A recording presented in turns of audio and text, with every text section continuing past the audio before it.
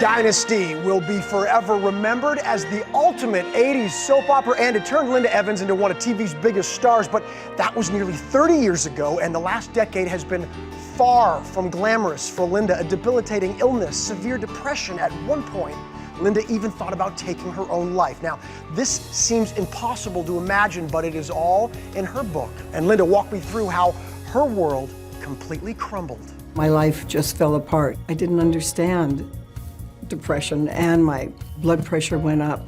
It just became a nightmare. As many as 21 million a week tuned into those legendary catfights between Crystal and Alexis. But almost 2 decades after her Dynasty run ended, Linda's downward spiral began when 3 people she loved dearly suddenly faced serious health issues. I had never been in a situation where so many people I loved were having so much trouble. What were some of the toughest times? When I was to take blood pressure medicine and I didn't like the way it made me feel, I stopped.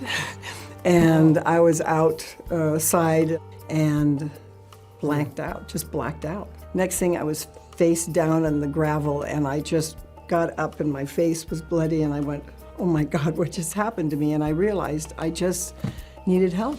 To help pull herself out of the depression, Linda wrote a book that she's just updated, Recipes for Life, part cookbook, part memoir. Friends said, you gotta do something that makes you happy. I said, food makes me happy. There's even a chapter that mentions E.T. filming her after a flight with the Blue Angels. More. I gotta tell you something. Tell me. I was so sick when I got off that plane, which I didn't want to admit to you guys.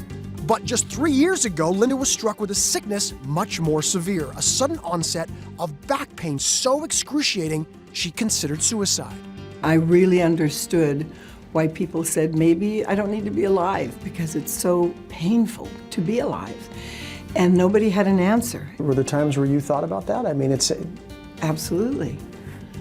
I said, there has to be an answer. This is not living. Cortisone treatments led to hair loss, a shock to this woman whose big hair was once copied by stylists everywhere.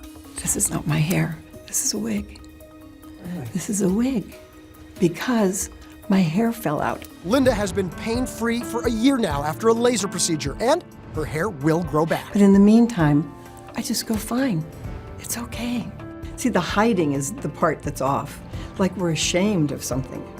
Ashamed what? That I survived my back? No, I am a warrior.